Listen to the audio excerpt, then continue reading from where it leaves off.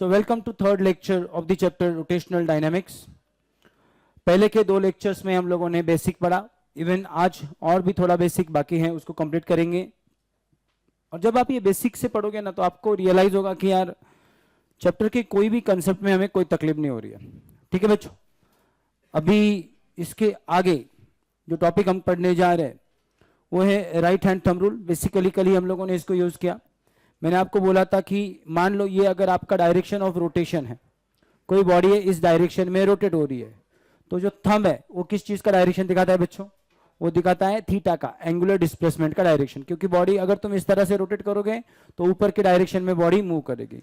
So if this is the direction of rotation, अगर ये तुम्हारा डायरेक्शन ऑफ रोटेशन होगा तो ये होगा तुम्हारा direction in which the screw is advance और द डायरेक्शन इन विच क्या होता है your thumb is pointed, and both represent the direction of angular displacement theta.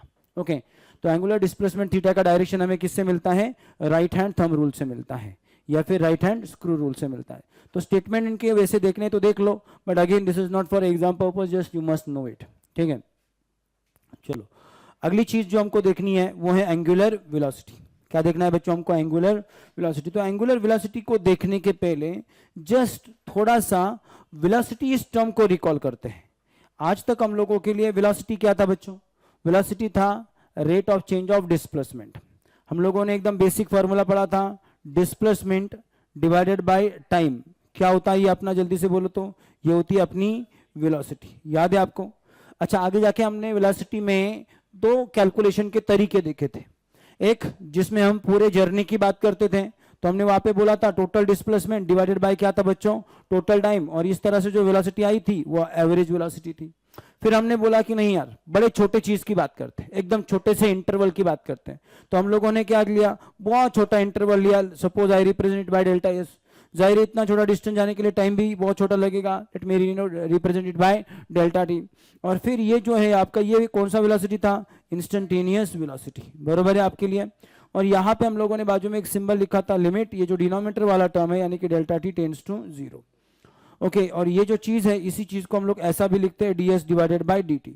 तो ये जो वेलोसिटी पढ़ा था बच्चों हम लोगों ने, इसमें जो डिस्प्लेसमेंट ऊपर लिखा है ये कौन सा वाला डिस्प्लेसमेंट है?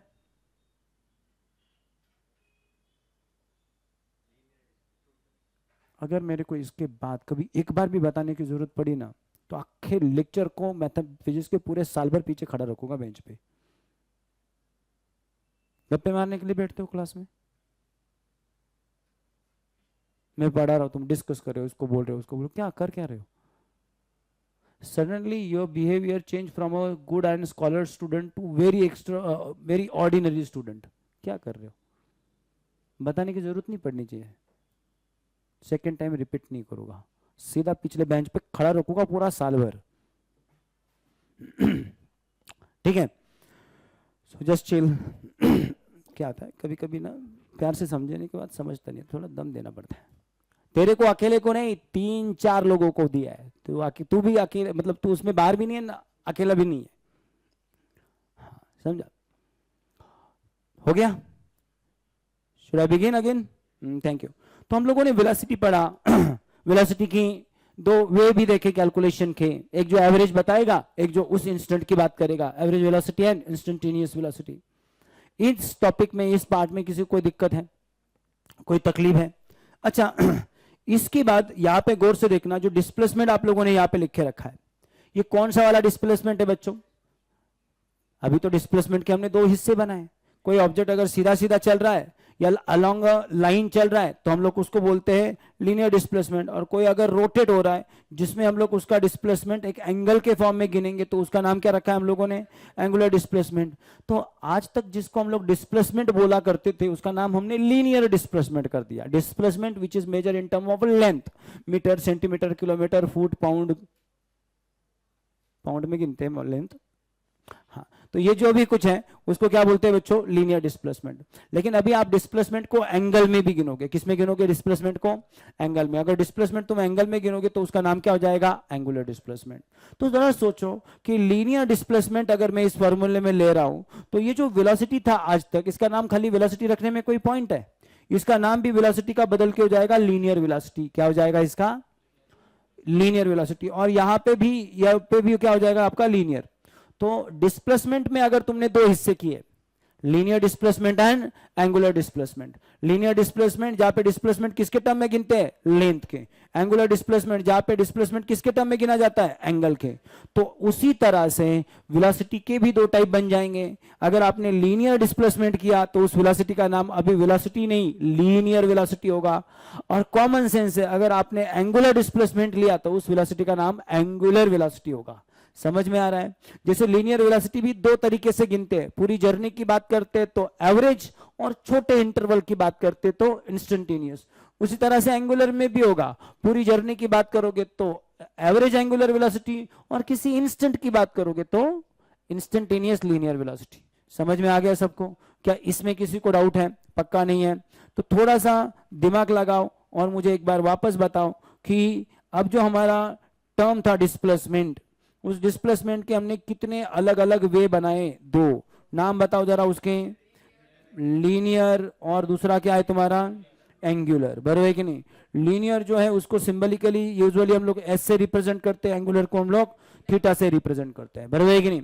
अच्छा, अगर मैं अभी ये डिस्प्लेसमेंट की बात करूं तो खाली लीनियर के बजाय पूरा to be precise linear displacement and यहाँ पे एंगुलर डिस्प्लेसमेंट। ठीक है, अगर मैं लू लीनियर डिस्प्लेसमेंट अपॉन टाइम तो ये जो है ये होगा मेरा लीनियर वेलोसिटी। उसी तरह से एंगुलर डिस्प्लेसमेंट अपॉन टाइम होगा आपका एंगुलर वेलोसिटी। एंगुलर वेलोसिटी का सिंबल देखना, ओमेगा सिंबल से इसको रिप्रेजेंट किया जाता है। This is not W, W आप ऐसे बनाते हो, ओमेगा ये थोड़ा ऐसा है, थोड़ा फर्क है, नॉर्मल ऑलमोस्ट डब्ल्यू की तरह।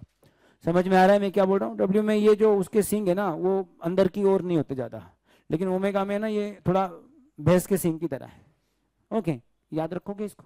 कोई डाउट है इसमें? तो लीनियर वेलोसिटी जैसे था वैसे एंगुलर वेलोसिटी का डेफिनेशन भी बन जाएगा। कौन बताएगा लीनियर वेलोसिटी का डेफिनेशन क्या था? The rate of change of linear displacement, the rate of change of linear displacement, यानी कि हर सेकंड कितना लीनियर डिस्प्लेसमेंट कर रहे हो, is known as linear velocity. तो एंगुलर का क्या होगा? The rate of change of angular displacement is known as angular velocity. क्या बात है! लीनियर वेलोसिटी को गिनने के दो तरीके कौन कौन से थे? एवरेज एंड, एवरेज में क्या था बच्चों? Total displacement upon total time. तो यहां पे भी होगा एवरेज एंगुलर वेलोसिटी, जिसमें आएगा total angular displacement upon time. Okay, समझ में आ रहा है मैं क्या बोल रहा हूं? और अगर मैं इंस्टेंटेनियस की बात करूं तो छोटा सा एंगुलर डिस्प्लेसमेंट अपॉन उसको लगा हुआ छोटा सा टाइम विल बी योर छोटा सा एंगुलर डिस्प्लेसमेंट। समझा? यहां पे तुम चाहे तो limit delta T tends to 0 वो भी लिख दो। वेलोसिटी को डिस्प्लेसमेंट को स्पेसिफिकली जब छोटा होता है तो डायरेक्शन होती है, तो it can be written in vector form like this. अब यहाँ पे देखो, वेक्टर फॉर्म में लिखने के लिए हमने जो चार प्रॉपर्टीज होती है ना, कौन कौन सी? जिसके डायरेक्शन है उसके ऊपर एरो करो, तो एरो कर दिए। दूसरा, डिनोमिनेटर में वेक्टर नहीं होना चाहिए, यहाँ पे डिनोमिनेटर में टाइम है, टाइम को कोई डायरेक्शन होता नहीं तो दूसरे रूल का टेंशन नहीं। तीसरा, दो वेक्टर का मल्टीप्लिकेशन, यहाँ पे कोई दो वेक्टर का मल्टीप्लिकेशन है ही नहीं, तो ये एक ही प्रॉपर्टी से खत्म हो गया। जो वेक्टर है उसके ऊपर बार किया, खत्म, फॉर्मूला इमीडिएटली वेक्टर फॉर्म में कन्वर्ट हो गया। So this is your vector formula. Understood? किसी को इसमें कोई दिक्कत है बच्चों? पक्का नहीं है? इसके ऊपर एक प्रॉपर पूरी क्या देने की इज्जत वाली नोट्स यहाँ पे बनाई हुई है, तो इसको आप देख सकते हो। ये आपका एंगुलर वेलोसिटी, फिर एंगुलर वेलोसिटी का टाइप, एवरेज एंगुलर वेलोसिटी क्या है ऊपर, एंगुलर डिस्प्लेसमेंट अपॉन टाइम, ये तुम्हारा फॉर्मूला हो गया। फिर उसके बाद क्या आ गया तुम्हारा? इंस्टेंटेनियस, जिसमें हम लोग बहुत छोटा एंगल लेंगे, बहुत छोटा टाइम लेंगे।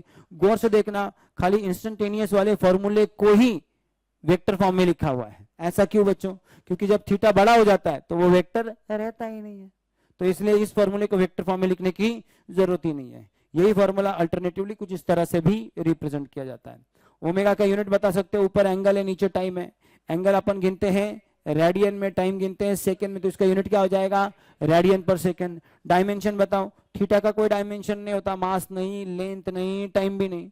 नीचे टाइम है, टाइम का डायमेंशन क्या है? t⁻1। t⁻1 ऊपर लेके जाओगे तो m⁻0, l⁻0, t⁻2 कितना आएगा? -1।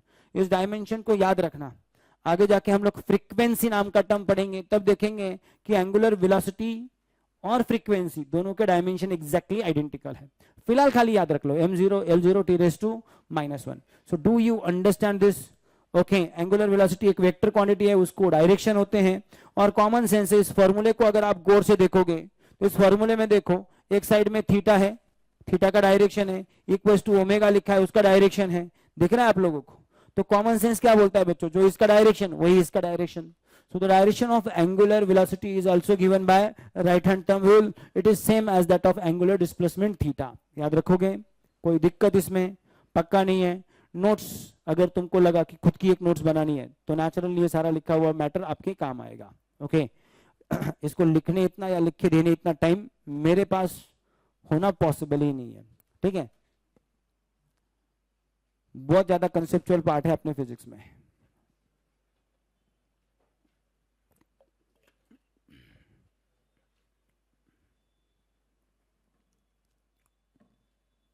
चलेगा बच्चों, कोई दिक्कत है इसमें ना। अब अगर आपको याद है, हमने एक टर्म पढ़ा था वेलोसिटी, जिसको अभी हम लोगों ने लीनियर और एंगुलर ऐसे तो हिस्सों में बांट दिया है, बराबर है कि नहीं। वेलोसिटी के साथ आप लोगों ने एक टर्म पढ़ा था स्पीड। स्पीड में और वेलोसिटी में फर्क क्या है बच्चों? एक्चुअली वेलोसिटी में मैग्नीट्यूड होती है और डायरेक्शन होता है, और स्पीड में क्या होता है? खाली मैग्नीट्यूड। टेक्निकली अगर मैं ये मैग्नीट्यूड की बात करूं तो खाली स्पीड की तरह ही हो गया, वेलोसिटी का डायरेक्शन छोड़ दो, एक तरह से वो स्पीड ही हो गया। समझ में आ रहा है मैं क्या बोल रहा हूं? तो एक चीज समझो, अगर आप लोग एंगुलर वेलोसिटी का भी किसका बोला मैंने आपको? एंगुलर वेलोसिटी जो है उसका भी खाली मैग्नीट्यूड पकड़ लिया तो उस मैग्नीट्यूड को ही बोलते हैं एंगुलर स्पीड। और फॉर्मूला जाहिर है वही है, डायरेक्शन की बात ही नहीं, इसमें तो एरो आएगा भी नहीं, बार आएगा भी नहीं ऊपर। So magnitude of angular velocity is known as angular speed and it is given by the formula omega is equals to theta divided by time.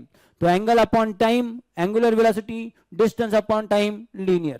याद रखोगे तो velocity क्या होगा आपका? linear displacement upon time. और angular velocity क्या होगा बच्चों? angular displacement upon time. याद रखोगे? angular displacement upon time. okay. next topic है बच्चों acceleration. क्या है अगले टॉपिक का नाम आपका? acceleration. okay. अब पहले तो इसको भी आराम से समझ लेते हैं। देखो बच्चों, सबसे पहले तो एकदम आराम से याद करो और मुझे बताओ कि एक्सलरेशन जो है वो आया कहां से, क्या होता है एक्सलरेशन। और कान खोल के सुनना, गड़बड़ मत करना। एक्सलरेशन शुरुआत में कभी हो सकता है मैंने भी आपको महज समझने के लिए बोला होगा कि it is change in speed per second, लेकिन to be precise it is not speed, it is velocity. ये स्पीड नहीं है, वेलोसिटी। भले हम लोग ऐसा एग्जांपल ले लेते हैं कि मान लो अभी स्पीड तुम्हारा 10 था, 10 सेकंड के बाद मान लो वो तुम्हारा 40 हो गया। कितने से बदला? आपने बोला सर 30 से बदला। अच्छा कितने सेकंड में बदला? आप बोलोगे सर 10 सेकंड में स्पीड 30 से बदल गया, यानी कि हर सेकंड 3 से बदला, तो एक सेकंड जिस नंबर से बदला वही मेरा एक्सलरेशन, बराबर है ना। लेकिन याद रखना, जब मैं बोलता हूं कि it is change in velocity, it may be possible कि ये नंबर बदला ही नहीं था, ये 10 था और 10 ही रहा। आप बोलोगे सर तो फिर तो 0 से बदला। नहीं बेटा, हो सकता है उसकी डायरेक्शन बदल गई। और डायरेक्शन कैसे बदली? डायरेक्शन एक तरह से एंगल के फॉर्म में लिखी जाती है, तो वो भी हम लोग कैलकुलेट कर सकते हैं। तो what is acceleration? Acceleration is change in velocity, not speed. Acceleration is what? Change in velocity with respect to time. और वेलोसिटी बदली, इसका मतलब क्या हो सकता है? मैग्नीट्यूड बदला, 30 था 40 हो गया। हो सकता है डायरेक्शन बदला, नॉर्थ जा रहा था नॉर्थ ईस्ट जाने लगा। समझ में आ रहा है मैं क्या बोल रहा हूं? या फिर और किसी डायरेक्शन में जाने लगा। हो सकता है दोनों बदल गए, डायरेक्शन भी बदला और मैग्नीट्यूड भी बदला। समझ में आ रहा है? तो जब मैं कहता हूं वेलोसिटी बदली, वेलोसिटी चेंज हुआ, तो क्या होता है? मैग्नीट्यूड बदलती है या फिर डायरेक्शन बदलता है या फिर दोनों बदलते हैं। अगर तुम बाइक चला रहे हो एक सर्टेन टाइम इंटरवल, सीधा एक ही डायरेक्शन में जा रहे हो, सीधा एकदम नाक के सामने, और ना तो स्पीड बढ़ा रहे हो ना तो घटा रहे हो, एक्सीलरेटर एकदम कांस्टेंट पकड़ के रखा हुआ है, स्पीडोमीटर का नंबर एकदम फिक्स दिख रहा है, इसका मतलब तुम्हारी मैग्नीट्यूड भी फिक्स है, डायरेक्शन भी फिक्स है। तो इस केस में तुम्हारी वेलोसिटी क्या हो गई बोलो तो जल्दी से? कांस्टेंट हो गई। वेलोसिटी क्या हो गई? कांस्टेंट। कितने से चेंज हुई? चेंज ही नहीं हुई। उस केस में तुम्हारा एक्सेलरेशन क्या रहेगा? 0 रहेगा। अंडरस्टूड? लेकिन अगर तुमने डायरेक्शन बदला या मैग्नीट्यूड बदली या दोनों बदला तो एक्सेलरेशन आ गया। कैसे आया, कितना आया, उसको हमको कैलकुलेट करना है। बेसिक फार्मूला हम लोग इसके पहले बहुत बार बना चुके हैं। तो एक्सेलरेशन का जो बेसिक फार्मूला था वो क्या था? जल्दी से बताओ तो मुझे। चेंज इन, जल्दी से बोलो, वेलोसिटी डिवाइडेड बाय क्या बच्चों? Time. Change in velocity divided by time, change in velocity divided by time चलेगा।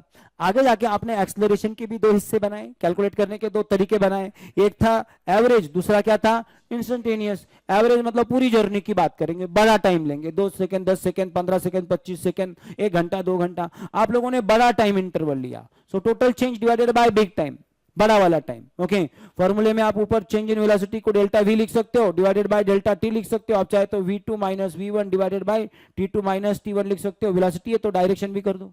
ये हो गया तुम्हारा साधारण फॉर्मूला। t2 माइनस t1 को कोई बंदा चाहे तो खाली t2 लिख सकता है, सॉरी t लिख सकता है, तो v2 minus v1 divided by t, this is the basic formula of your velocity. समझ में आ रहा है मैं क्या बोल रहा हूं? तो क्या है मेरा एक्सेलरेशन का सादा सुधा फॉर्मूला, बताओ तो जरा, चलो एक बार वापस बताओ। What is your acceleration, to be precise, कौन सा बच्चों? एवरेज वाला एक्सेलरेशन। बताओ क्या है?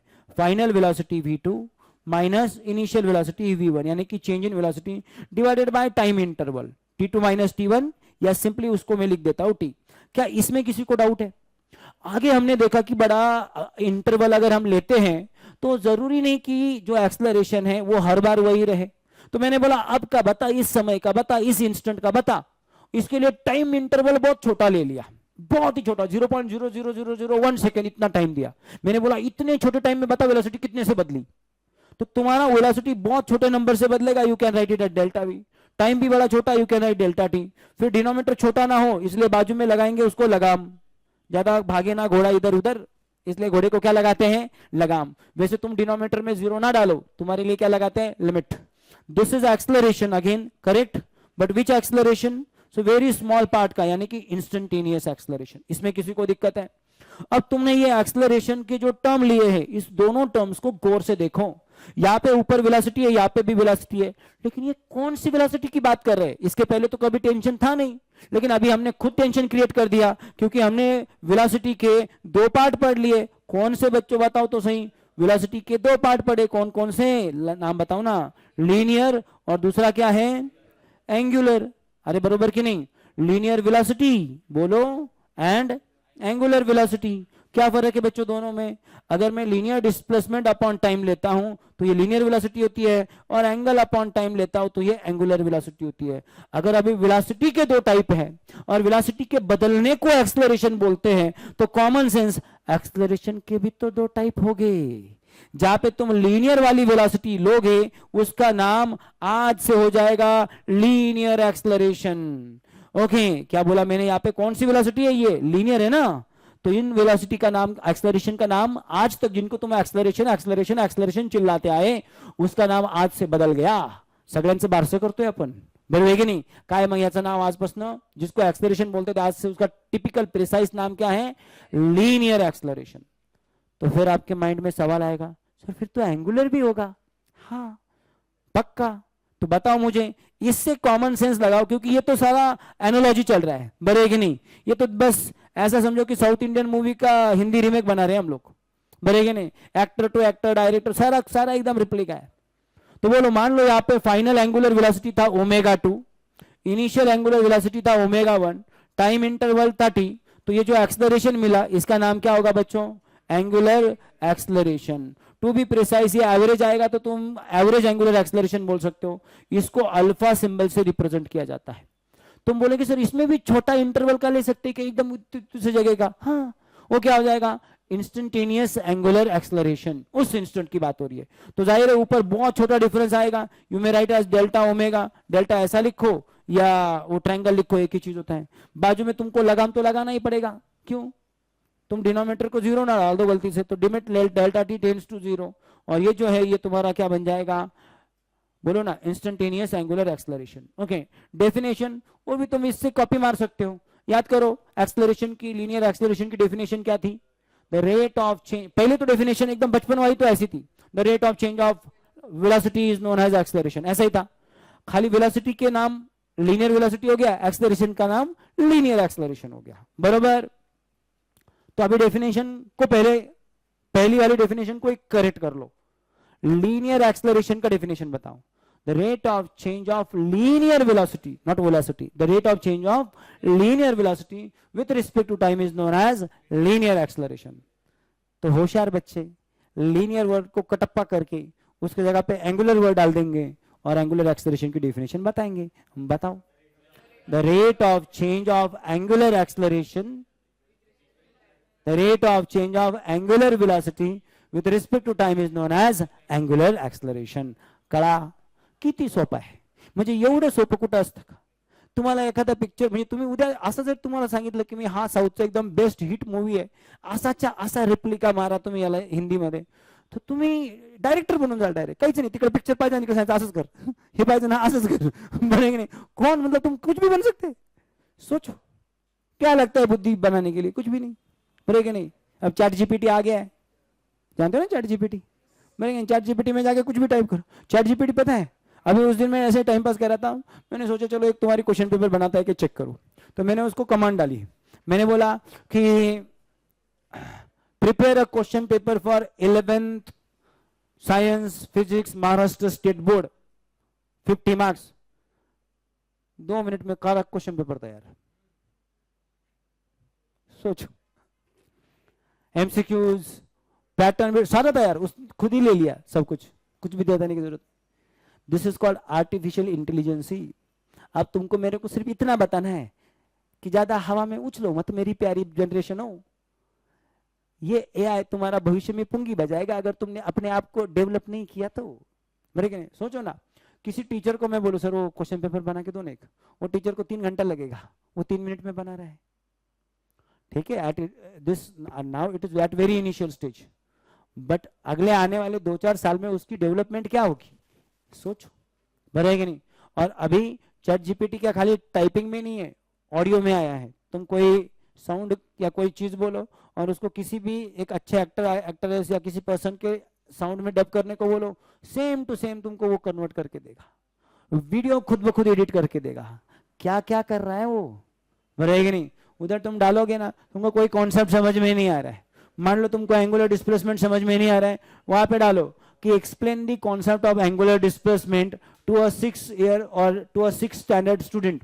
थोड़ा लोअर स्टैंडर्ड का डाल दो तो वो एकदम बच्चों की तरह तुमको लिख के देगा. तुमको पढ़ने का कष्ट होगा. समझते मला काय म्हणायचंय? तो दुनिया बहुत खतरनाक बदलने वाली है. अपने आप को इस बदलाव के लिए रेडी करो, बराबर है कि नहीं? वरना अपनी तो ऐसे वैसे, थोड़ी ऐसे या वैसे कट जाएगी.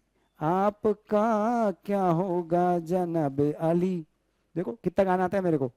हाँ चलो, अंडरस्टूड? अरे समझा कि नहीं? Okay, so do you understand acceleration? Definition पूरा डिस्क्रिप्शन यहाँ पे लिखे रखा है, तुम लोग लिख सकते हो, अपनी नोट्स बना सकते हो. एवरेज वाला फॉर्मूला समझा? ओ प्यारे बच्चों, इंस्टेंटेनियस वाला समझा? इसका अल्टरनेटिव रिप्रेजेंटेशन भी समझ में आ गया, कोई दिक्कत नहीं है इसमें, पक्का नहीं है. डेल्टा तुम कौन सा भी लिख सकते हो, ट्रायंगल वाला भी लिखा तो फिर भी चलता है. अब बात करते हैं इसके यूनिट की. देखो एक्सेलरेशन का जो यूनिट है ऊपर क्या है बच्चों? Change in omega divided by time है. अगर आपको याद है ऊपर ओमेगा है, ओमेगा का यूनिट बताओ क्या है? ओमेगा का यूनिट था रेडियन पर सेकेंड, और नीचे टाइम है, उसका यूनिट क्या है? सेकेंड. मतलब ऐसा है ये radian upon second again divide by second. Divide by second का मतलब क्या हो गया? मल्टीप्लाई बाय 1 अपॉन सेकेंड, बरोबर ना? मल्टीप्लाई बाय, बोलो रे, मल्टीप्लाई बाय 1 अपॉन सेकेंड. तो यूनिट क्या बन गया? ऊपर रेडियन 1 रेडियन, नीचे सेकेंड सेकेंड, सेकेंड का स्क्वायर. तो यूनिट बन गया आपका रेडियन पर स्क्वायर सेकेंड. इसको पर पावर पहले पढ़ते हैं, तो इसको रीड कैसे करोगे? रेडियन पर स्क्वायर सेकेंड. याद रखोगे? कोई डाउट है इसमें? वैसे यूनिट में पावर पहले पढ़ते, पता है आपको? जैसे अगर मैंने ऐसा लिखा, मैंने बोला इसको पढ़ो, इसको सेंटीमीटर स्क्वायर पढ़ते हैं बच्चे, वो गलत है. इसको सेंटीमीटर स्क्वायर नहीं, स्क्वायर सेंटीमीटर पढ़ते हैं. पावर पहले पढ़नी होती है, बाद में यूनिट पढ़ना होता है. ओके, समझ में आ रहा है? तो इसको क्या पढ़ते हैं? Square centimetre. इसको क्या पढ़ते हैं? मीटर स्क्वायर नहीं, स्क्वायर मीटर. याद रखोगे? ठीक है, चलो यूनिट समझ में आ गया. किसी को डाउट है? डायमेंशन की भी बात कर लेते हैं.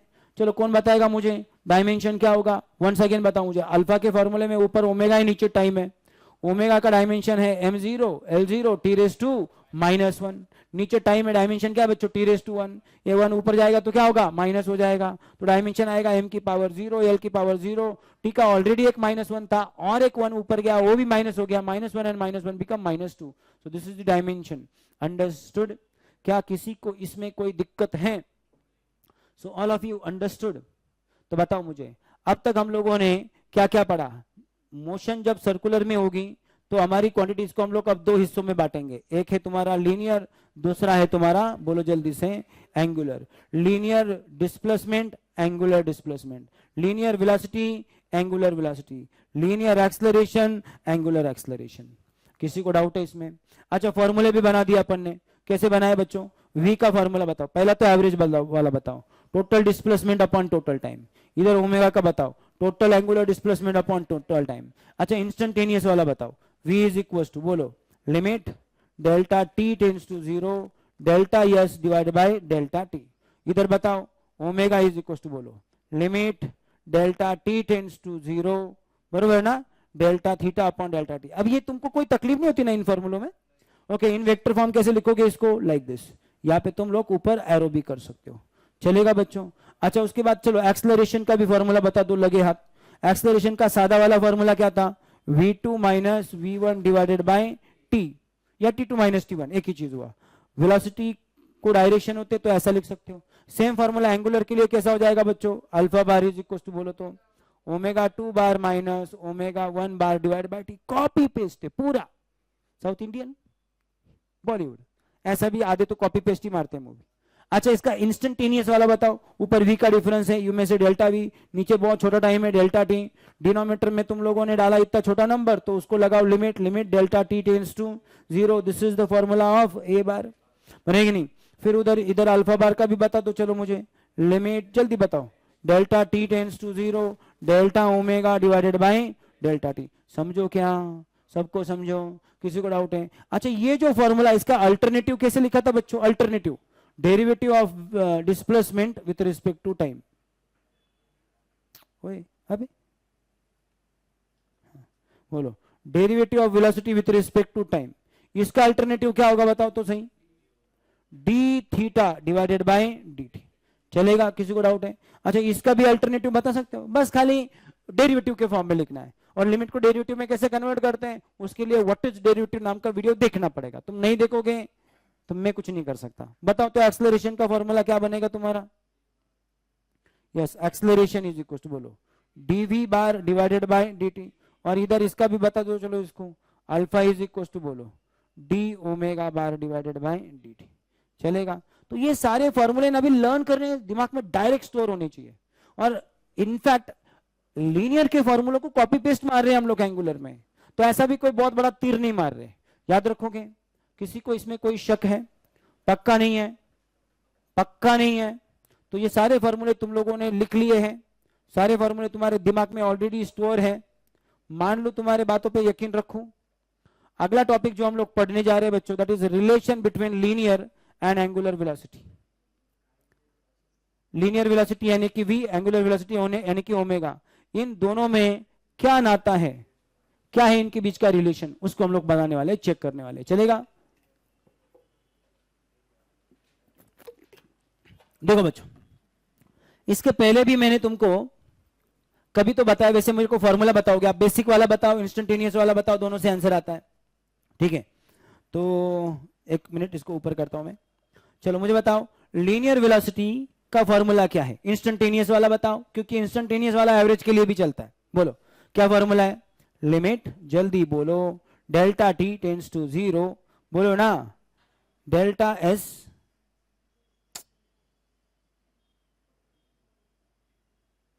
Delta S divide by delta T, यही है क्या रे? और एंगुलर का फॉर्मूला क्या है बच्चों? Limit delta T tends to 0 delta theta divided by delta T. किसी को इसमें डाउट है? वेक्टर फॉर्म में लिखना है, वेक्टर फॉर्म में भी लिख सकते हो, ऐसा रखना है ऐसे रख सकते हो, चलेगा?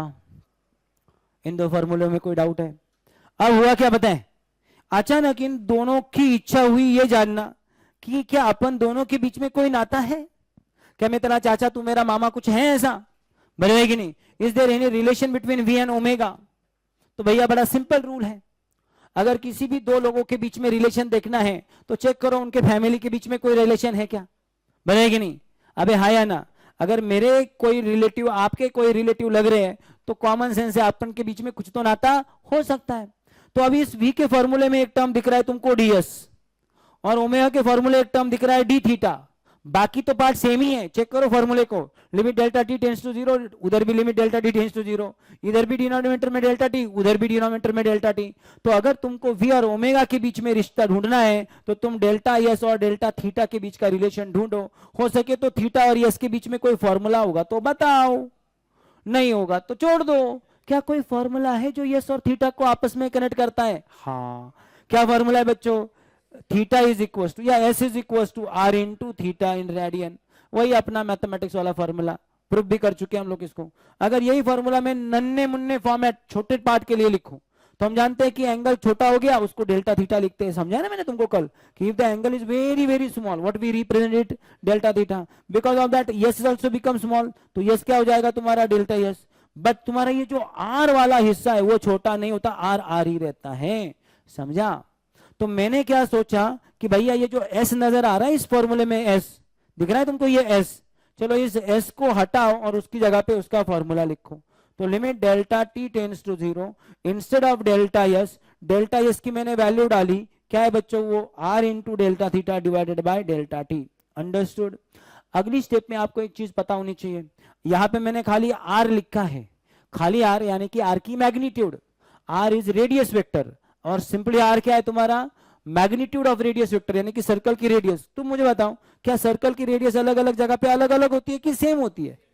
मतलब वो कांस्टेंट है, और कांस्टेंट लिमिट के बाहर कूद के आ जाता है, डेरिवेटिव के बाहर, इंटीग्रेशन के बाहर। इस आर को बोलो आजा बाहर, आ गया तो v इज इक्वल टू क्या होगा? R limit delta T tends to zero, अंदर कौन बचा बच्चों? Delta theta divided by delta T. क्या तुम जानते हो ये फॉर्मूला किसका है? ओ उमेश बाबू, अरे बताओ ना। v is equal to R into क्या है? किसका फॉर्मूला? ये ओमेगा का है। So v is equal to R into omega, s is equal to R into theta, s is equal to R into theta, v is equal to R into omega. Understood? किसी को इसमें doubt है? वैसे आगे जाके हम लोग a और अल्फा के लिए भी प्रूफ करेंगे, बता के देता हूं मैं, v a is equal to R into alpha है। ओके, प्रूफ कर सकते हो तुम इसको भी, वेक्टर फॉर्म में भी लिख सकते हो। अगर तुमको वेक्टर फॉर्म का फॉर्मूला याद है कल वाला, किसका? इसका वेक्टर फॉर्म, तो मेरे को बताओ, कौन बताएगा मुझे इसका वेक्टर फॉर्म? जैसा था वैसे बताओ, कुछ भी फेंको मत। Delta S bar is equal to delta theta bar cross R bar, याद है तुमको? ये सेम लॉजिक से इसके लिए बना सकते हो क्या? सेम लॉजिक, सेम एक्सप्लेनेशन, वही अपना राइट हैंड थंब रूल, लेकिन डायरेक्ट बताओ। अभी वो एक ही चीज को 4 बार करने में कोई बड़ी पॉइंट नहीं है। यस को नहीं तुम्हारा लीनियर डिस्प्लेसमेंट, तो यहां पे आएगी लीनियर वेलोसिटी v बार, बरोबर है। उसके बाद यहाँ पे थीटा क्या है? वो एंगुलर डिस्प्लेसमेंट, यहाँ पे आएगा एंगुलर वेलोसिटी ओमेगा बार क्रॉस आर बार, यहाँ पे भी है आर बार। समझ में आ गया तुमको ये? इवन क्या तुम ये फॉर्मूला मैंने अभी अभी आपको बोला कि a is equal to R into alpha भी प्रूफ करोगे, इसके लिए भी लिख सकते हो। हाँ, a bar is equal to alpha bar cross R bar, याद रखोगे? तो ये बहुत सिंपल से रिलेशन है, रिमेंबर दिस। हम इसको आगे जाके बड़े ही आराम से यूज करेंगे, चलेगा? पक्का? तो देखो, थोड़ी देर पहले हम लोगों ने ये 6 लोगों को समझा। लीनियर डिस्प्लेसमेंट उसका सगा भाई एंगुलर डिस्प्लेसमेंट, लीनियर वेलोसिटी उसका भाई एंगुलर वेलोसिटी, लीनियर एक्सेलरेशन उसका बहन नहीं भाई है एंगुलर एक्सेलरेशन, ठीक है? तो अभी इनके बीच के नाता क्या? सबका नाता एकदम simple, equals to R into equals to R into equals to R into, खत्म। कितना सिंपल है। वेक्टर फॉर्म में लिखा तो बस खाली ऊपर एरो करने के, बराबर है कि नहीं? ओके, समझ में आ रहा है मैं क्या बोल रहा हूं? और बीच में क्या कर देने का? क्रॉस कर देने का। क्रॉस क्यों? क्योंकि 2 वेक्टर का मल्टीप्लिकेशन वापस एक वेक्टर है। किसी को डाउट है इसमें? अच्छा, सिर्फ जो पहला वाला यस का फॉर्मूला है उसमें हम लोगों ने डेल्टा चिपका के रखा है, ऐसा क्यों? क्योंकि वो इतनी से जब छोटा होता है ना तभी वेक्टर है, बड़ा होने के बाद बिगड़ जाता है। अपन में भी ऐसा होता है ना, कोई बच्चा है छोटा, उसको पूछो कि बेटा तेरे को जिंदगी में क्या बनना है, उसके 2 4 5 आंसर तो वो दे ही देता है। वही बड़ा होता है, उसको बोलो पता नहीं सर अभी कोई डिसाइड नहीं किया है। तो बचपन में उसकी लाइफ में डायरेक्शन होते हैं, बने कि नहीं? बचपन में उसके लाइफ में दिशा होती है, डायरेक्शन। बड़ा आने के बाद वो दिशाहीन हो जाता है, बने कि नहीं? पता नहीं किस दिशा के पीछे लग के ऐसा होता है। ये समझ में आ गया? किसी को डाउट है इसमें? अच्छा,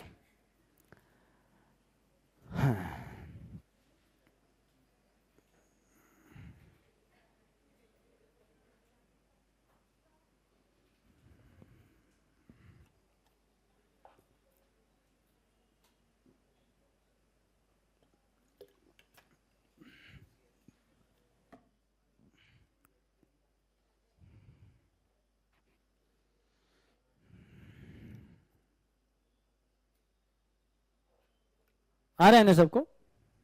कोई दिक्कत नहीं है ना? सारे फॉर्मूले समझ में आ रहे हैं ना? इनको लिखो। आज ये जितने कॉन्फिडेंटली तुम्हारे दिमाग में स्टोर है ना, तुम अगर इनको रिवाइज नहीं करोगे ना, उड़ जाएंगे डायरेक्ट किलोमीटर ऊपर से। और याद रखना, अब हम 12th में हैं। 12th में 80% सिलेबस एंट्रेंस का 12th का होता है।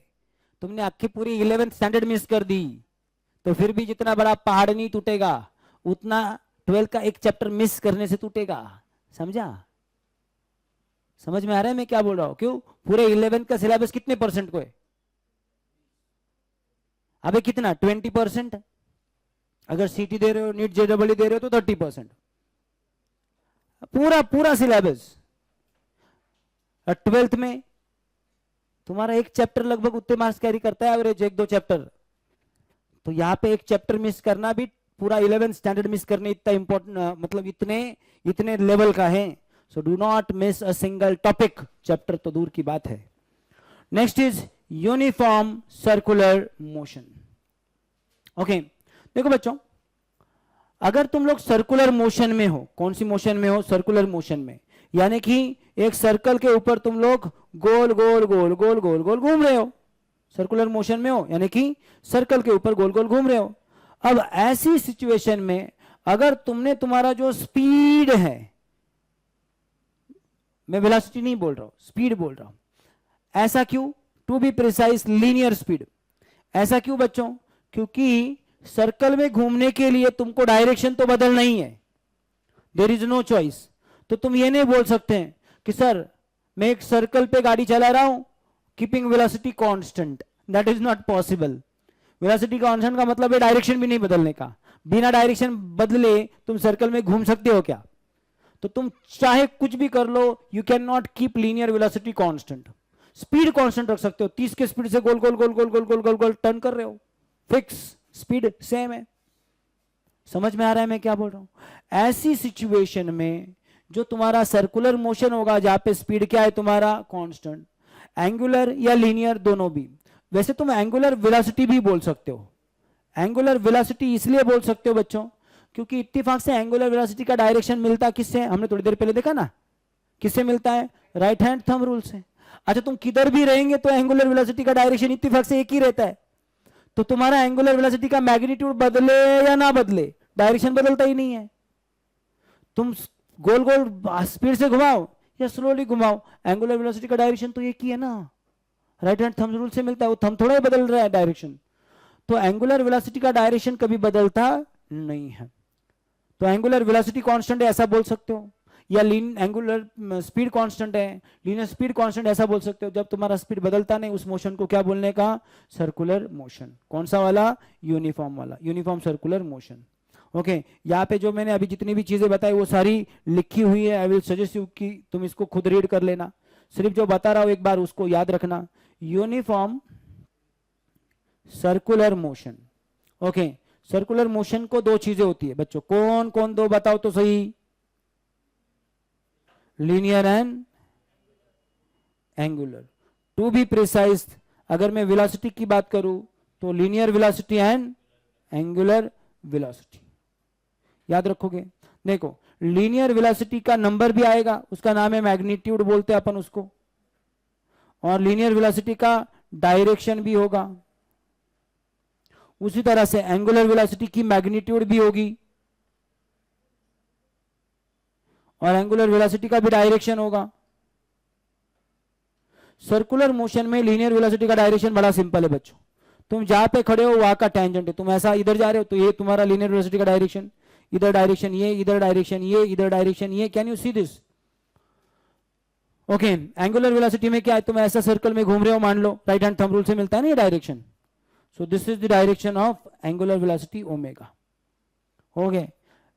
बहुत इंपॉर्टेंट टर्म है, तुम सर्कुलर मोशन में हो, वेदर इट इज यूनिफॉर्म या फिर नॉन यूनिफॉर्म, यानी कि तुम्हारा स्पीड बदल रहा है।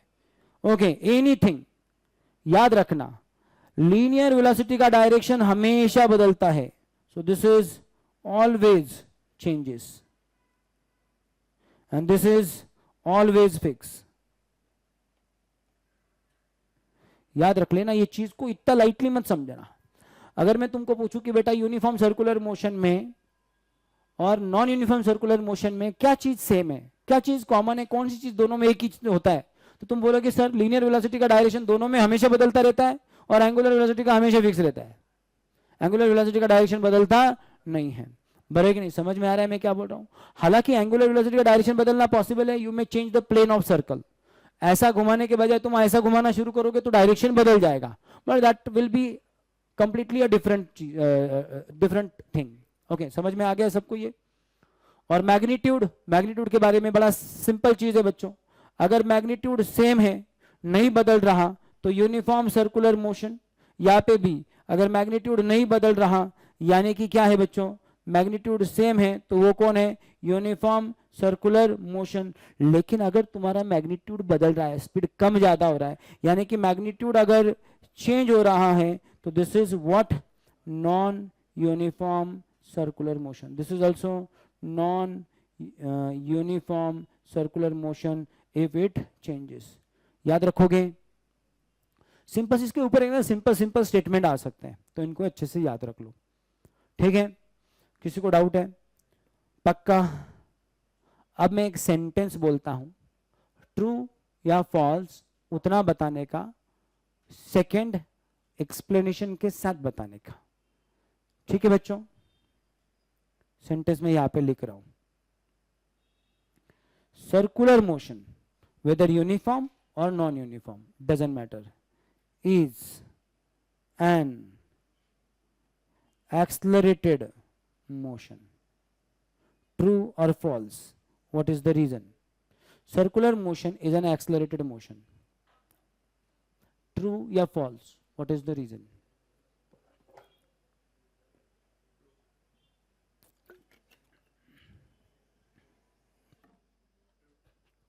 True? Yes. What is the reason?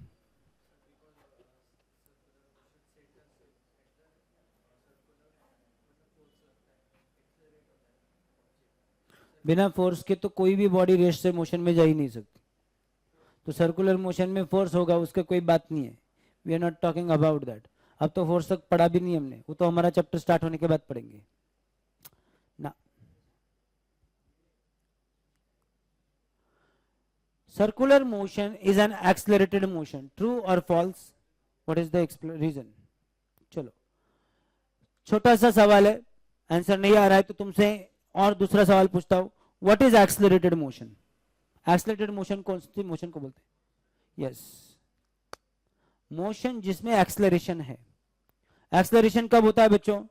जब वेलोसिटी चेंज होती है। तो जिस मोशन में वेलोसिटी बदलती है उसको बोलते हैं अपन एक्सेलरेटेड मोशन। वेलोसिटी बदलने का मतलब क्या है बच्चों? या तो मैग्नीट्यूड बदला, या तो डायरेक्शन बदला, या तो दोनों बदले। तो सर्कुलर मोशन में क्या होता है, सुनो, सर्कुलर मोशन में वेदर इट इज यूनिफॉर्म और non uniform doesn't matter, velocity का डायरेक्शन कंटिन्यूअसली बदलता रहता है। To be precise, linear velocity का डायरेक्शन कंटिन्यूअसली बदलता है। लीनियर वेलोसिटी का डायरेक्शन बदलता है, इसकी वजह से वो एक एक्सेलरेटेड मोशन है। वो क्या है? एक एक्सेलरेटेड मोशन है। समझ में आ रहा है? तुम्हारा यूनिफॉर्म सर्कुलर मोशन भी एक्सेलरेटेड है, क्योंकि उसमें भी डायरेक्शन बदलता है, और नॉन यूनिफॉर्म भी एक्सेलरेटेड है। याद रखोगे? तो दोनों सर्कुलर मोशन में एक्सेलरेशन है। ओके, समझा? कोई डाउट? लेकिन तुमने पढ़ा नहीं ना। हाँ बोलो, what is non uniform circular motion? Circular motion with different speed, या angular velocity, linear velocity change हो रहे हैं। ओके ओके, समझ में आ रहा है ना? स्पेसिफिकली स्पीड बोलो, स्पीड चेंज होगा तो नॉन यूनिफॉर्म। यहां तक जितना भी पढ़ाया, जितना भी समझाया, सबको समझा है? किसी को कोई दिक्कत है? पक्का नहीं है? ठीक है, चलो।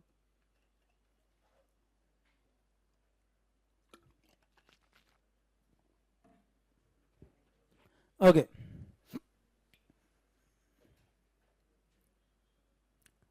सुन रहे हो ना, पक्का ना। अगला टॉपिक है period of revolution of uniform circular motion. देखो बच्चों, यूनिफॉर्म सर्कुलर मोशन में स्पीड तो कांस्टेंट होता है, तो नेचुरली अगर कोई पार्टिकल एक राउंड मारना चाहे और ऐसे कितने भी बार राउंड मारे तो हर बार उसको सेम ही टाइम लगेगा, बिकॉज स्पीड इज कांस्टेंट। तो पहले बार जितना टाइम लगेगा एक राउंड मारने के लिए, सेम स्पीड से ट्रेवल कर रहे हो तो नेचुरली दूसरे टाइम भी उतना ही टाइम लगेगा।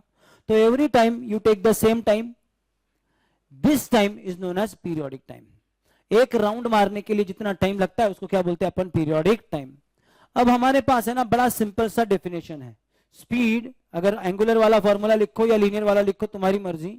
स्पीड इज इक्वल टू क्या होता है बच्चों, कितना डिस्टेंस डिवाइडेड बाय कितना टाइम। तो टाइम इज इक्वल टू क्या हो जाएगा, time is equal to distance divided by speed. समझ में आ रहा है? तो देखो यहाँ पे तुमको समझ में आ रहा है फॉर्मूला। अच्छा यहाँ पे डिस्टेंस कितना है, बस इतना डिस्टेंस कवर कर रहे हो तुम लोग, which is circumference of circle. तो डिस्टेंस की बजाय क्या लिखा, circumference of circle divided by, circumference पे चल रहे हो यानी कि लेंथ की बात कर रहे हो, तो लेंथ की बात करोगे तो कौन सा स्पीड लोगे, लीनियर स्पीड, बरेगी नहीं। तो you should take linear speed to be precise. यहाँ पे लीनियर वेलोसिटी लिखा है, it must be linear speed. और यहाँ पे मैग्नीट्यूड वर्ड लिख सकते हो, मैग्नीट्यूड ऑफ लीनियर वेलोसिटी, यानी सिर्फ नंबर लेना, डायरेक्शन से कोई लेना देना है नहीं। Magnitude of linear speed, linear velocity, कड़ा सगळ्यांना ओके। अब बताओ मुझे, ऊपर सर्कमफरेंस है, सर्कमफरेंस का फॉर्मूला क्या है बच्चों, 2πr। नीचे लीनियर स्पीड का सिंबल क्या लिखते हैं हम लोग, v। तो फॉर्मूला बन गया t is equal to twice pi r divided by v। काम का फॉर्मूला है। हाँ बाय द वे v का एक फॉर्मूला है r इंटू ओमेगा, जानते हो पक्का। तो ये अगर मैं r की जगह पे लिख दूं, ऊपर तो 2πr है, नीचे v का वैल्यू डाला मैंने r ओमेगा, तो क्या हो जाएगा r कटप्पा, और एक फॉर्मूला मिल जाएगा ट्वाइस पाई अपॉन ओमेगा। समझा? फॉर्मूलों को रखना याद, क्योंकि जिसने नहीं रखे फॉर्मूले याद वो हो गया बर्बाद। Rhyming, I like to do that. समझ में आ गया सबको? दोनों फॉर्मूले तुमने अपने खोपड़ी में स्टोर कर लिए, उसके पहले नोटबुक में लिखे। यस बाय द वे कितने हो गए रे अपने फॉर्मूले की लिस्ट में, फॉर्मूलों की संख्या बहुत, मतलब कितने? ये तो बेसिक है, मैंने तो चैप्टर स्टार्ट ही नहीं किया अभी। बाय द वे ये बहुत डिफिकल्ट नहीं है, तुम बड़े आराम से याद रख सकते हो इनको, खाली बीच बीच में देखते रहने का। जो भी कुछ है आपकी मर्जी, जो लिखेगा वो टिकेगा। हाँ 20-22 हो गए, anyway whatever may be the number, चलेगा। आज क्या सैटरडे, इसकी वजह से बहुत सारे बच्चे कम है, देखना पड़ेगा। चलो हो गया, हो गया क्या, आगे पढ़ना है। Frequency of uniform circular motion, अगला टॉपिक देखना है हमको बच्चों, फ्रीक्वेंसी।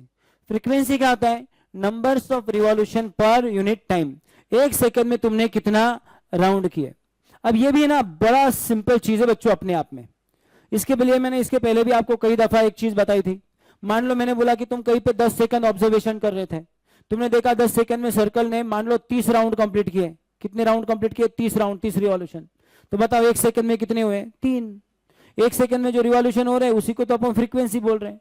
तो फ्रीक्वेंसी का बेसिक फॉर्मूला तो यही बन गया 30/10, यानी कि टोटल रिवॉल्यूशन, बोलो तो total revolution divided by total time. समझ में आ रहा है? या कोई बच्चा अगर सोचे कि सर मुझे जो टोटल टाइम है ना वो लेना है पीरियोडिक टाइम, तो ऊपर क्या होगा, पीरियोडिक टाइम में जितने रिवॉल्यूशन होते हैं वो नंबर्स, पीरियड टाइम में कितने रिवॉल्यूशन होते हैं। एक्चुअली एक रिवॉल्यूशन को जो टाइम लगता है उसको पीरियोडिक टाइम बोलते हैं। तो पीरियड टाइम में कितने रिवॉल्यूशन होते हैं, 1। तो simply frequency is reciprocal of periodic time. पहला फॉर्मूला बन गया n is equal to 1 divided by t। लेकिन t के दो फॉर्मूले तुम्हारे पास, कौन से, twice pi upon omega and twice pi r divided by v। बस इन दोनों फॉर्मूले को उल्टा कर दो, ठीक है, उल्टा करने के बाद ही n आता है ना। तो ट्वाइस पाई अपॉन ओमेगा का उल्टा क्या हो जाएगा, ओमेगा अपॉन ट्वाइस पाई, और twice pi r upon v का क्या हो जाएगा, v upon twice pi r। तो n के और दो फॉर्मूले बन गए। क्या अलग अलग लर्न करने की जरूरत है, बिल्कुल नहीं। अच्छा ये जो दो फॉर्मूले है, ये देखो मैंने एक रेड कलर के बॉक्स में कुछ लिखा है, इस फॉर्मूले को ज्यादा ऑफनली इस तरह से यूज किया जाता है। ये 2 पाई इधर मल्टीप्लाई करने को गया तो omega equal to 2 pi N, या इधर भी ये 2 पाई आर मल्टीप्लाई करने को गया तो v is equal to 2 pi R N. Can you see this? Okay, तो ये खाली अलग तरीके से लिखा जाता है, सेम फॉर्मूला है। डन? श्योर? नाइस। आगे फ्रीक्वेंसी का यूनिट क्या है? बाय द वे फ्रीक्वेंसी का फॉर्मूला क्या है बच्चों? 1/t। 1 को तो कुछ यूनिट नहीं होता लेकिन टाइम सेकंड में गिनते हैं, तो पर सेकंड या पर सेकंड, कोई आप लोग सेकंड रेज़ टू -1 ऐसा लिख सकते हो। बाय द वे इसी चीज को हर्ट्ज की याद में हम लोग हर्ट्ज भी बोलते हैं, तो इसको हर्ट्ज भी लिखते हैं, याद रखोगे। डायमेंशन बोलो, ऊपर 1 है, 1 का कोई डायमेंशन नहीं होता, m0 l0 t0, नीचे टाइम है पावर 1, ऊपर जाएगा कितना हो जाएगा -1, m0 l0 t raise to -1। Now check it out, frequency का डायमेंशन दिख रहा है क्या? सेम डायमेंशन एंगुलर वेलोसिटी का भी था, कह रहे एंगुलर वेलोसिटी का डायमेंशन और फ्रीक्वेंसी का डायमेंशन सेम है, और इसलिए कुछ बुक में आपको एंगुलर वेलोसिटी का नाम एंगुलर फ्रीक्वेंसी लिखा हुआ दिख सकता है, समझा? So nothing to worry about that, angular velocity को ही एंगुलर फ्रीक्वेंसी भी ये लोग बोल देते हैं। चलेगा बच्चों? सो होप जो बताया अब तक वो सारा के सारा तुम्हारे खोपड़ी में स्टोर हो चुका है। समझा यहां तक सबको? अभी भी हम बेसिक में ही अटके हुए हैं और एक दो चीज बाकी है, so let's study that as well.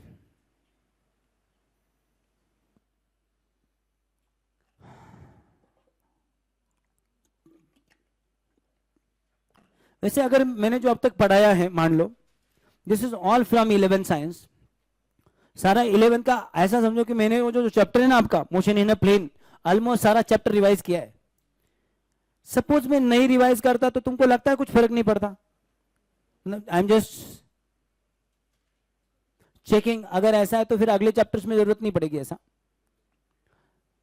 Now I am not exactly aware what is your current study status.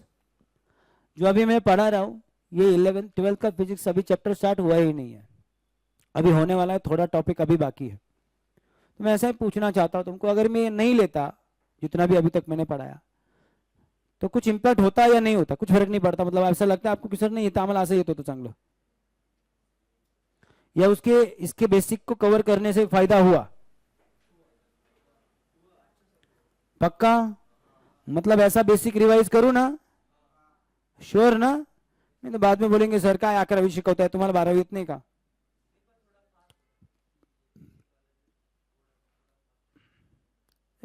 मुझे तो ऐसे लगता है वैसे फास्ट ही है। और भी फास्ट लो नको, मतलब और फास्ट लो कि बस है इतना?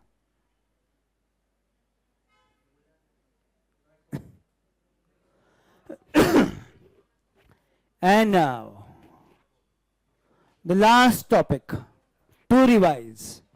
After that we will start a chapter, rotational dynamics. The last topic is radial या फिर linear acceleration. तो थोड़ा समझते बच्चों, देखो अब हम लोग एक चीज समझ में आ चुकी है कि सर्कुलर मोशन जो चीज है, किसकी बात कर रहा हूं मैं? I am talking about circular motion. Circular motion के हमने देखे दो हिस्से, कौन कौन से बच्चों? Uniform circular motion and non uniform circular motion. वैसे तो सर्कुलर मोशन को दो वेलोसिटी है, कौन कौन सी दो वेलोसिटी बताओ तो सही? लीनियर वेलोसिटी और बोलो angular velocity. Correct. Linear velocity एक वेक्टर क्वांटिटी है, बरोबर ना? और वेक्टर क्वांटिटी है तो उसको क्या है बच्चों? उसको मैग्नीट्यूड है और उसको बोलो तो डायरेक्शन भी है, बराबर। उसी तरह से एंगुलर वेलोसिटी को भी दोनों चीजें हैं, कौन कौन सी? एंगुलर वेलोसिटी को भी क्या है? मैग्नीट्यूड है और उसको भी क्या है? डायरेक्शन है। थोड़ी देर के लिए मैं खाली एवरेज की बात करता हूं, लीनियर वेलोसिटी का magnitude v is equal to S divided by T, इस फॉर्मूले से आता है। एंगुलर वेलोसिटी का magnitude omega is equal to theta upon T, इस फॉर्मूले से मिलता है। बराबर है कि नहीं? एवरेज वाला फॉर्मूला लिखा है जस्ट एक समझने के लिए। डायरेक्शन कैसे मिलते हैं? लीनियर वेलोसिटी का जो डायरेक्शन है that is along the tangent. तुम यहां पे हो, गाड़ी इस तरह से चला रहे हो, मान लो तुम सर्कल में, तो यहाँ पे तुम्हारा गाड़ी का हैंडल इस दिशा में होगा, यहाँ पे तुम्हारे गाड़ी का हैंडल इस दिशा में, यहाँ पे इस दिशा में, तो यहाँ पे इस दिशा में। So at every point it is tangent to the direction of motion. ये तुम्हारा लीनियर वेलोसिटी का डायरेक्शन है, ये तुम्हारा v का डायरेक्शन है। करेक्ट? अबे हाँ या ना? एंगुलर की अगर मैं बात करूं तो एंगुलर में मान लो तुम इस सर्कल में घूम रहे हो इस तरह से गोल गोल गोल, पर है कि नहीं? So according to right hand thumb rule, ये जो है तुम्हारा एरो, ये तुम्हारा डायरेक्शन है एंगुलर वेलोसिटी का। किसी को इसमें शक है? ऑलरेडी बता चुका हूं थोड़ी देर पहले। इसके बाद मैंने तुमको बोला था कि देखो बच्चा, तुम अगर सर्कुलर मोशन में हो तो लीनियर वेलोसिटी जो है उसका डायरेक्शन देखो हर जगह पे टेंजेंट है, तो हर जगह पे कंटिन्यूअसली बदल रहा है। तो इसके लिए हमने स्टेटमेंट बनाया था कि दिस वैल्यू ऑलवेज चेंजेस। ये हमेशा क्या होता है बच्चों? चेंज होता है। इसके लिए हमने क्या स्टेटमेंट बनाया था बच्चों? This value is always fix. इधर कभी बदलता नहीं। राइट हैंड थंब रूल है, तुम कहीं पे भी रहो ऊपर, किधर भी गया, पूछा ओमेगा किधर? ऊपर। किधर भी गया, किधर? ऊपर। समझ में आ रहा है मैं क्या बोल रहा हूं? अब इसके बाद हमको क्या पता है कि ये जो मैग्नीट्यूड है ये बदला तो non uniform motion, non uniform motion, और नहीं बदला तो यूनिफॉर्म मोशन। बराबर है कि नहीं? याद है ना तुमको? अब यहां या ना? सो मुझे एक बात बताओ, इसके साथ क्या हो सकता है? ये जो मैग्नीट्यूड है दोनों की, दोनों वेलोसिटी की, इसके साथ क्या हो सकता है? इट मे चेंज और it may be constant. Okay, इसके बारे में भी, मैग्नीट्यूड के बारे में क्या होगा बच्चों? इट मे चेंज या फिर इट इज कांस्टेंट। बराबर है कि नहीं? अगर ये चेंज हुआ तो ये कौन सा मोशन है? Non uniform. और अगर चेंज नहीं हुआ तो क्या है? यूनिफॉर्म। बराबर है कि नहीं? यहां पे भी ये क्या है तुम्हारा? चेंज हुआ तो नॉन यूनिफॉर्म और नहीं हुआ तो यूनिफॉर्म सर्कुलर मोशन। ये एकदम छोटा नॉलेज है, दिमाग में रख दो। बराबर है?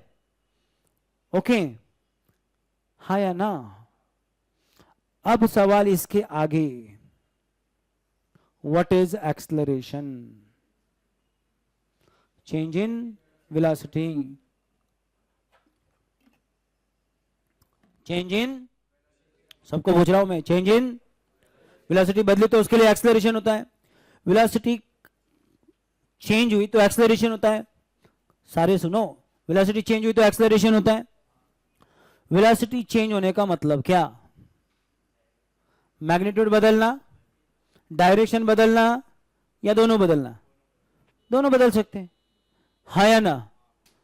तो अगर तुम्हारा वेलोसिटी का, गौर से सुनना, काम कान खोल के, अगर तुमने कभी ये स्टेटमेंट को नजरअंदाज किया, कसम सर्कुलर मोशन की, तुमको बहुत पीटूंगा मैं। सुन रहे हो क्या? अगर तुम्हारा, अगर अरे बोलो ना, हाँ राइट, अगर, हाँ वेरी गुड, अगर लीनियर वेलोसिटी का मैग्नीट्यूड बदला, क्या बदला? सिर्फ मैग्नीट्यूड। सो इससे जो एक्सेलरेशन आता है, मैग्नीट्यूड बदला तो उससे जो एक्सेलरेशन आता है उसका नाम है लीनियर एक्सेलरेशन। ओके, ये जो एक्सेलरेशन है ये होता है अलोंग द टेंजेंट, इसीलिए इसका नाम जो है हम लोगों ने टेंजेंशियल एक्सेलरेशन भी रखा हुआ है। क्या नाम रखा है इसका बच्चों? Tangential acceleration. समझा? इसका बेसिक फॉर्मूला है, बहुत सस्ता वाला फॉर्मूला है। कौन सा फॉर्मूला है इस एक्सेलरेशन का? इस एक्सेलरेशन का फॉर्मूला है, टेंजेंशियल एक्सेलरेशन का, final velocity minus initial velocity divide by time. समझा? अगर एंगुलर वेलोसिटी का भी मैग्नीट्यूड बदला, अगर एंगुलर वेलोसिटी का भी क्या बदला? मैग्नीट्यूड, तो इससे जो एक्सेलरेशन आता है इसको बोलते हैं एंगुलर एक्सेलरेशन। इसका जो, इसको कोई दूसरा नाम नहीं, एक ही नाम रखा हुआ है, एंगुलर एक्सेलरेशन। इसका जो फॉर्मूला है बड़ा सस्ता वाला, alpha is equal to change in angular velocity omega 1 minus omega 2 divided by T. मैंने सिर्फ एवरेज वाले फॉर्मूले लिखे, आपको इंस्टेंटेनियस वाले आते हैं, वो 4 बार एक ही चीज नहीं बताऊंगा मैं, समझा? अब जो बताने जा रहा हूं उसको भी सुनियो, काम की चीज है। अबे सुनना चाहते हो या नहीं? लीनियर वेलोसिटी का डायरेक्शन हमेशा बदलता है, तो लीनियर वेलोसिटी के चेंज होने की वजह से भी एक एक्सेलरेशन आता है। अब लीनियर वेलोसिटी के चेंज होने से जो एक्सेलरेशन आएगा, इज्जत से बोलो, उसका नाम तो लीनियर एक्सेलरेशन ही होगा। लेकिन तुम्हारा माइंड हो जाएगा कंफ्यूज। क्यों? तुम बोलोगे सर लीनियर एक्सेलरेशन तो समझा, लेकिन किसके बदलने से आया?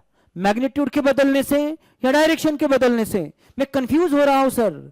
तो सुन, कान खोल के बेटा, कान के पर्दे फट जाएंगे अगर सुना नहीं तो।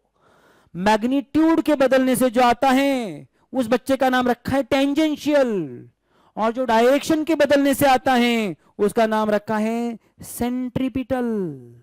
क्या नाम रखा है उसका? Centripetal acceleration. वैसे दोनों का एक ही कॉमन नाम है, लीनियर। तो लीनियर एक्सेलरेशन के दो हिस्से हैं, टेंजेंशियल एंड सेंट्रीपिटल।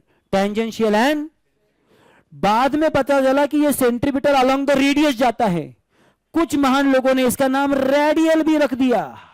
तो सेंट्रीपिटल बोलो या रेडियल बोलो, उसको बुरा नहीं लगता, उसको पता है दोनों अपने ही नाम है, समझा? तो याद रखना, लीनियर वेलोसिटी के बदलने की वजह से जो एक्सेलरेशन आता है उसका नाम है लीनियर एक्सेलरेशन। लीनियर वेलोसिटी की मैग्नीट्यूड बदली तो जो एक्सेलरेशन होगा उसका नाम होगा टेंजेंशियल एक्सेलरेशन, और डायरेक्शन बदला तो जो होगा उसका नाम होगा सेंट्रीपिटल या फिर रेडियल एक्सेलरेशन। ठीक है, अब बात करते हो सर इधर ये तो बदलता ही नहीं है, तो यहां पे नो एक्सेलरेशन। समझ में आ रहा है? तो अगर मैं पूछूं बेटा सर्कुलर मोशन में कितने एक्सेलरेशन होते हैं, तुम बोलेंगे सर 2। लीनियर वेलोसिटी के बदलने से जो आता है वो लीनियर एक्सेलरेशन, एंगुलर के बदलने से जो आता है वो एंगुलर एक्सेलरेशन। लेकिन लीनियर में भी अपने आप में 2 है, मैग्नीट्यूड बदला तो टेंजेंशियल एंड डायरेक्शन बदला तो रेडियल या फिर सेंट्रीपिटल। आता काय बोल लो, कळलं का? इसका फॉर्मूला बना लियो, इसका फॉर्मूला बना लियो, इसका कौन बनाएगा? अगला टॉपिक है, इसी का फॉर्मूला बनाना है, समझा? तो अगले टॉपिक का नाम है सेंट्रीपिटल एक्सेलरेशन या फिर रेडियल एक्सेलरेशन। पढ़ क्यों रहे वो भी तो पता होना चाहिए, समझा सबको? ये तुम्हारे सामने जो लिखा है बच्चों, ये बहुत इंपॉर्टेंट क्रुशियल थियोरेटिकल पार्ट है, लेकिन इंपॉर्टेंट है, समझना जरूरी है। डन? चालेल तुम्हाला सगळ्यांना हे? मग आता मी तुम्हाला रेडियल किंवा सेंट्रीपिटल एक्सेलरेशन समझो।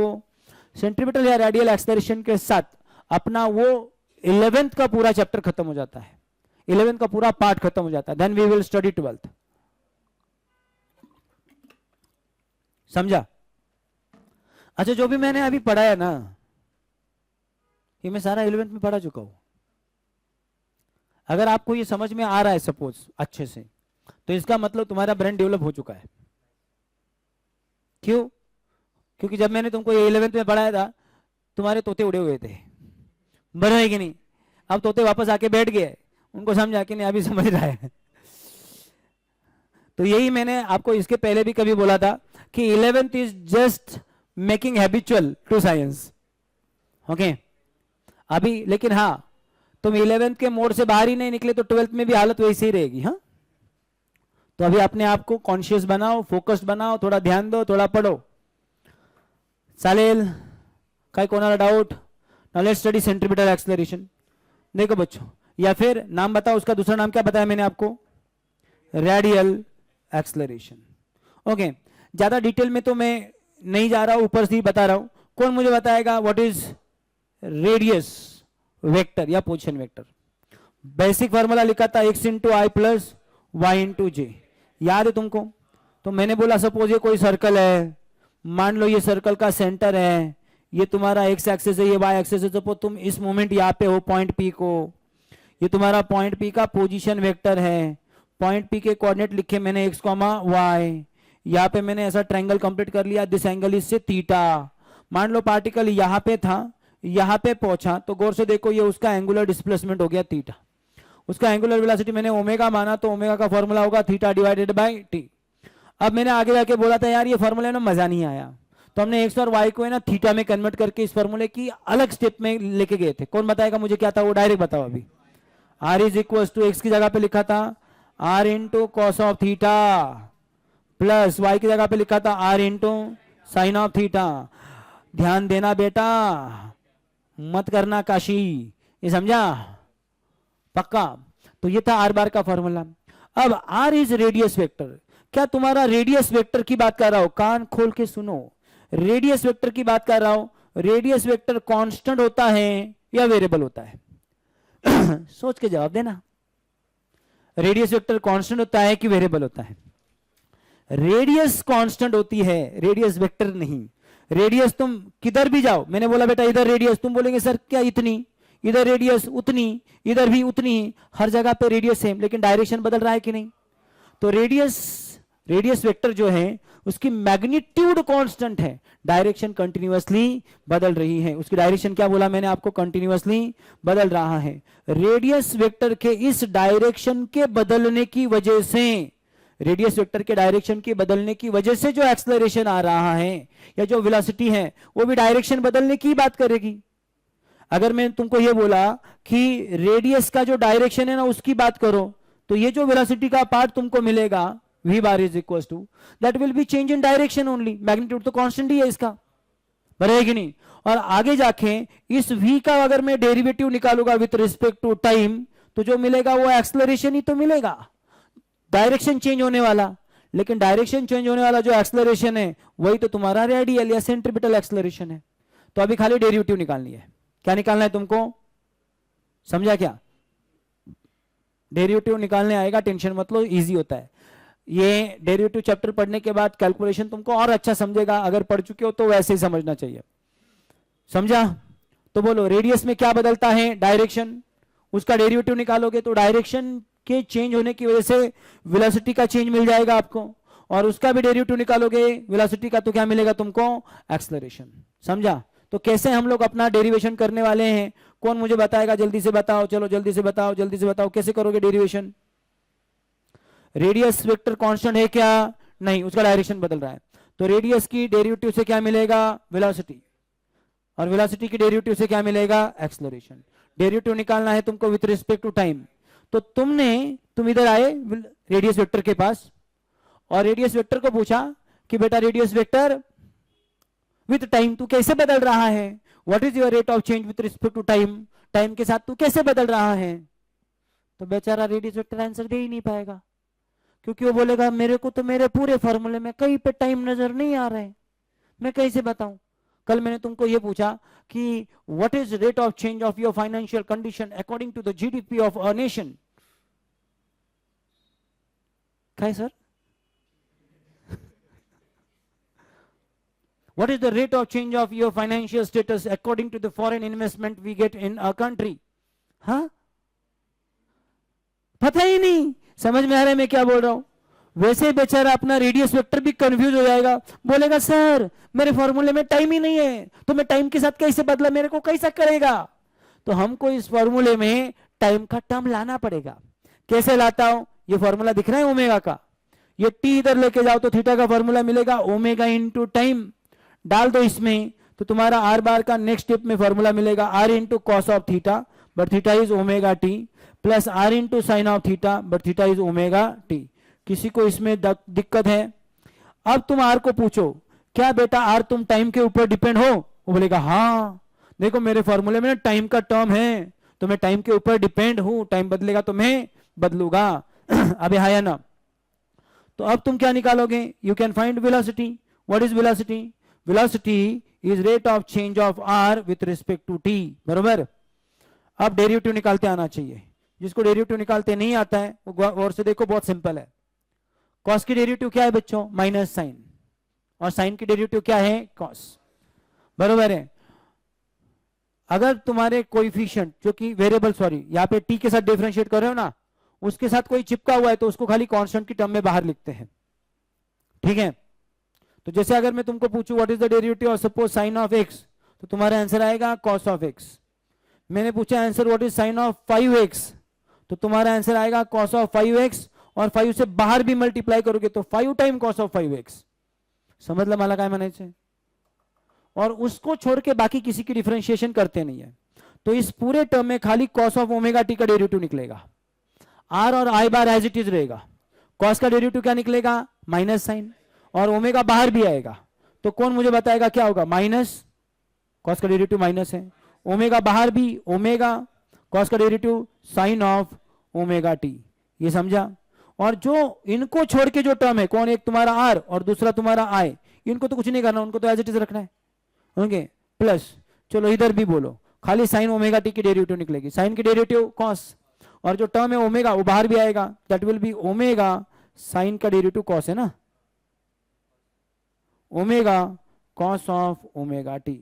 और जो दूसरा वाला इंसान है यहाँ पे आर और कौन? जे, उसका कुछ भी नहीं होगा, वो एज इट इज रहेगा, खत्म। आ गई वेलोसिटी, सिंगल स्टेप में आती है, जिसको डेरिवेटिव आती है उसके लिए। Now what is acceleration?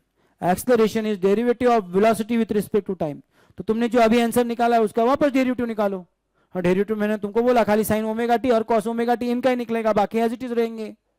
तो बोलो साइन ओमेगा टी का derivative omega cos omega T, एक ओमेगा बाहर भी आएगा, वैसे ऑलरेडी बाहर एक ओमेगा है, उस ओमेगा को मल्टीप्लाई करोगे तो ओमेगा का स्क्वायर हो जाएगा, तो it will be minus R, और एक ओमेगा बाहर गया ओमेगा स्क्वायर, साइन की डेरिवेटिव होगी कॉस ऑफ ओमेगा टी। और ये जो दो लोग है दूसरे कौन रहे? ये आर और आई, इसको तो मैं एज इट इज लिखता हूं आर और आई कैप, चलेगा। प्लस इधर भी बोलो, ये ओमेगा ये बाहर है, कॉस की डेरिवेटिव क्या आती है बच्चों? माइनस, तो माइनस होगा, ये ओमेगा का क्या हो जाएगा? ओमेगा स्क्वायर, कॉस की डेरिवेटिव बोलो साइन ऑफ ओमेगा टी, चलेगा। और ये आर और जे जो है वो as it is R and J bar. ये समझा सबको? किसी को डाउट है इसमें? So A bar is equal to, ये माइनस साइन दोनों जगह से और ओमेगा का स्क्वायर दोनों जगह से मैं बाहर लेता हूं। तो मैंने क्या क्या बाहर लिया जल्दी से बताओ मुझे? माइनस साइन और ओमेगा का स्क्वायर, बस इतना ही बाहर निकाला। हाँ, बाकी सारा अंदर रखा हुआ है जानबूझ के। अंदर कौन बचा? R cos of omega T into I cap, plus बोलो R sine of omega T into J cap. और गौर से देखो इस पूरे टर्म को, ये तुम्हारा आर बार है, कैन यू सी दिस? यही टर्म आया, ये दिख रहा है तुमको? तो फॉर्मूला बन गया A bar is equal to minus omega square into R bar. याद रखोगे फॉर्मूला? सेंट्रीपिटल या फिर radial acceleration.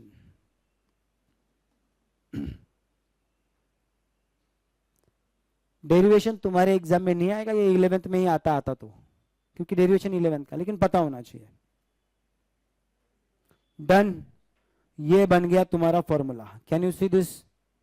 So what is radial और सेंट्रीपिटल एक्सेलरेशन? मैं उसको एसी भी लिख सकता हूं, minus omega square into R bar. अब मैं तुम लोगों से सवाल पूछना चाहता हूं, what is the direction of R? Radius vector का डायरेक्शन क्या होता है? Along the radius and away from the centre, यही है तुम्हारा आर का डायरेक्शन। और इस फॉर्मूले में यहाँ पे माइनस साइन आया, कैन यू सी दिस? ये माइनस साइन बताता है कि इसका डायरेक्शन क्या होगा पता है? आर के उल्टा, यानी कि along the radius but inward. तो what is the direction of acceleration, centripetal acceleration? Along the radius and towards the centre. Centripetal इसका मतलब होता है सेंट्रल सीकिंग, यानी कि जो सेंटर की ओर जा रहा है, तो इसका नाम सेंट्रीपिटल एक्सेलरेशन इसलिए क्योंकि यह एक्सेलरेशन सेंटर की ओर है। ओके, अलोंग द रेडियस है तो इसका नाम रेडियल एक्सेलरेशन भी है। दोनों में से किसी भी नाम से पुकारो वो आता है, तुम पुकार के देखना, समझा? अगर मैंने बोला मैग्नीट्यूड के टर्म में लिखो, डायरेक्शन डायरेक्शन छोड़ दो, तो इसमें ये माइनस साइन छोड़ दोगे, वो बार भी छोड़ दोगे, तो तुमको मिलेगा centripetal acceleration is equal to ये आर बचेगा और ओमेगा स्क्वायर बचेगा। तो this is in terms of magnitude only. है कर लगा? खाली मैग्नीट्यूड, डायरेक्शन छोड़ दिया, डायरेक्शन के बारे में सोचने की जरूरत नहीं है। सपोज डायरेक्शन इसका along the radius and towards the centre है, फिक्स है। समझ लो, काय डाउट है? पक्का नहीं है? पक्का नहीं है? श्योर? अच्छा, तुमको पता है इस फॉर्मूले को आर ओमेगा ओमेगा ऐसा भी लिख सकते हो, ओमेगा के स्क्वायर को, और आर इंटू ओमेगा को तुम वी लिख सकते हो, तो यही फॉर्मूला बन जाएगा वी ओमेगा। लुक, इजी है ना ये भी। अब कोई बोलेगा sir v is equal to R into omega है, तो ओमेगा क्या हो गया? v डिवाइडेड बाय आर हो गया। तो मैं ये ओमेगा की वैल्यू डाल दू? क्या आएगा v into omega, but what is omega, v divided by r, ऊपर आएगा v इंटू v का स्क्वायर डिवाइडेड बाय r, बरोबर। चेक करो ये भी फॉर्मूला तुम्हारे पास है। तो ये सारे अलग अलग फॉर्मेट हैं एक ही फॉर्मूले के, सारे याद रखियो। ऐसे मेरे को कुछ काम धाम नहीं इसलिए नहीं बता रहा हूं, जरूरत पड़ेगी आगे जाके, अदरवाइज तुमको एंट्रांस का ए भी नहीं आएगा। एंट्रांस में ए होता ही नहीं, कैसे आएगा, एंट्रांस का ई होता है, समझा, understood. So do you understand this, let's hope so.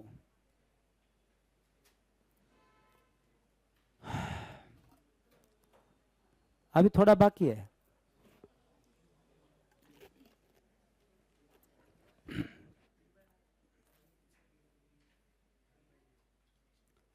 Derivation का ये वाला हिस्सा जो है प्रूफ करने की वैसे जरूरत है नहीं, मैंने ऑलरेडी थोड़ी देर पहले बता दिया था। Linear displacement is equal to radius into angular displacement, linear velocity is equal to R into radius into angular velocity, उसी तरह से linear acceleration is equal to R into angular acceleration. So ये वो फॉर्मूला है, you can see this, समझा, पक्का। And I think this is your last topic, centripetal force. Yes, centripetal force is first topic of 12th physics, rotational dynamics का पहला topic. वैसे thank God हर chapter का basic इतना तगड़ा नहीं है, लेकिन कम से कम एक एक लेक्चर लगता है इतना तो ही है। तो अभी मैं तुमसे ये आखिरी डेरिवेशन कंप्लीट करने के पहले कुछ पूछना चाहता हूँ, ओके या चलो ये तुमको मैं होमवर्क दे देता हूं, कर लेना, तुम कर लोगे ना। Linear acceleration in non uniform circular motion,